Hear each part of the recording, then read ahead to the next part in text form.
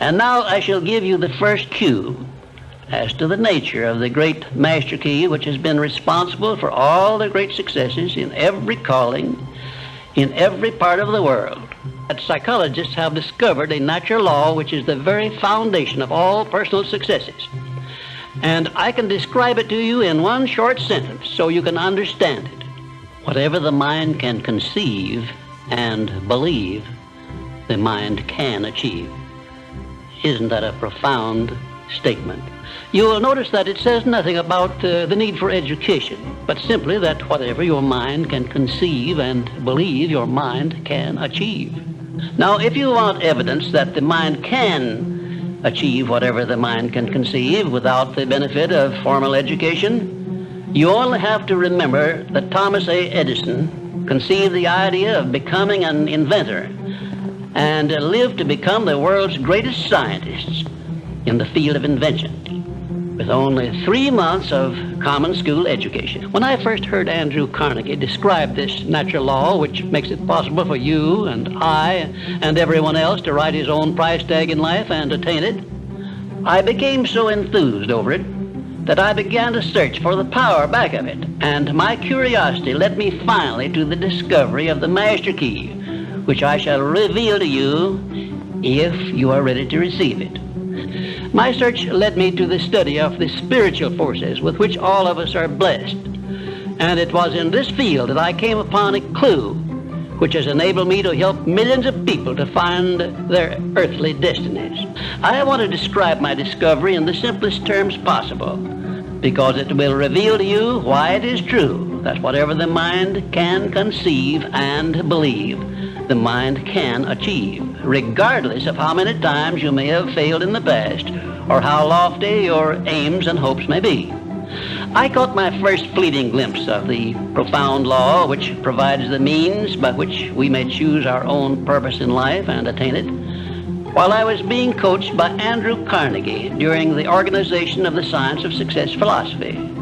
I had just finished telling Mr. Carnegie that I feared he had chosen the wrong person to give the world the first practical philosophy of personal success because of my youth, my lack of education, and my lack of finances. Well, at this point, Mr. Carnegie delivered a lecture that I shall never forget because it changed my entire life and paved the way for my helping to change the lives of millions of people, some of them not yet born.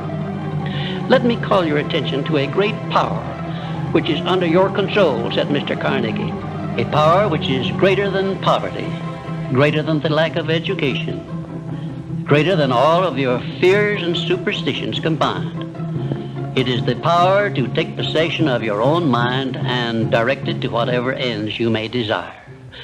This profound power, Mr. Carnegie continued, is the gift of the Creator, and it must have been considered the greatest of all of his gifts to man, because it is the only thing over which man has the complete and unchallengeable right of control and direction. When you speak of your poverty and lack of education, Mr. Carnegie explained, you are simply directing your mind power to attract these undesirable circumstances, because it is true that whatever your mind feeds upon, your mind attracts to you. Now you see why it is important that you recognize that all success begins with definiteness of purpose, with a clear picture in your mind of precisely what you want from life. Then Mr. Carnegie continued his speech with a description of a great universal truth which made such an impact upon my mind that I began then and there to give myself a new outlook on life and set up for myself a goal so far above my previous achievements that it shocked my friends and relatives when they heard about it. Everyone, said Mr. Carnegie, comes to the earth plane blessed with the privilege of controlling his mind power and directing it to whatever ends he may choose.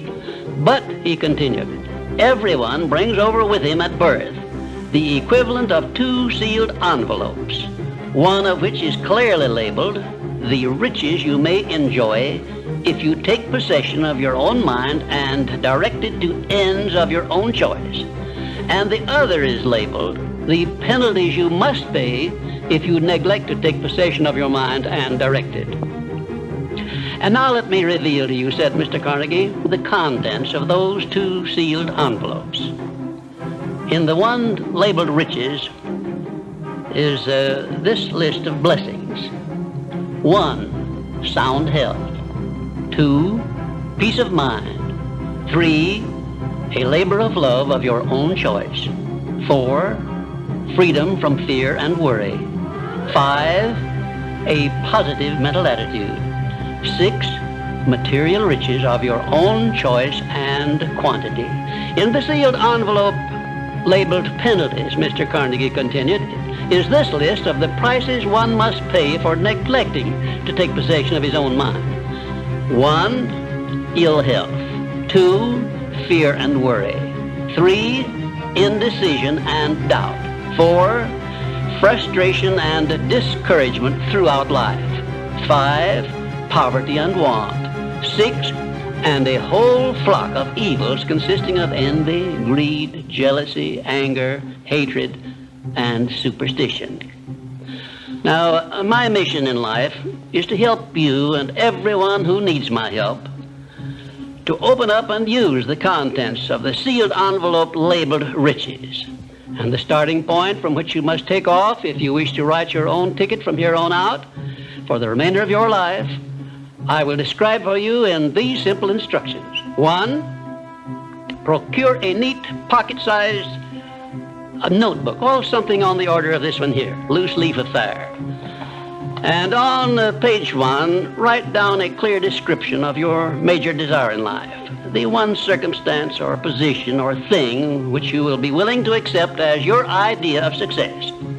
And remember before you begin writing that your only limitations are those which you set up in your own mind or permit others to set up for you. And 2, on page 2 of your notebook, write down a clear statement of precisely what you intend to give in return for that which you desire from life. And then start in right where you stand now to begin giving. And 3, memorize both of your statements, what you desire and what you intend to give in return for it, and repeat them at least a dozen times daily. And always end your statements with this expression of gratitude for the blessings with which you were gifted at birth. I ask not, O divine providence, for more riches, but more wisdom with which to accept and use wisely the riches I received at birth in the form of the power to control and direct my mind to whatever ends I desire.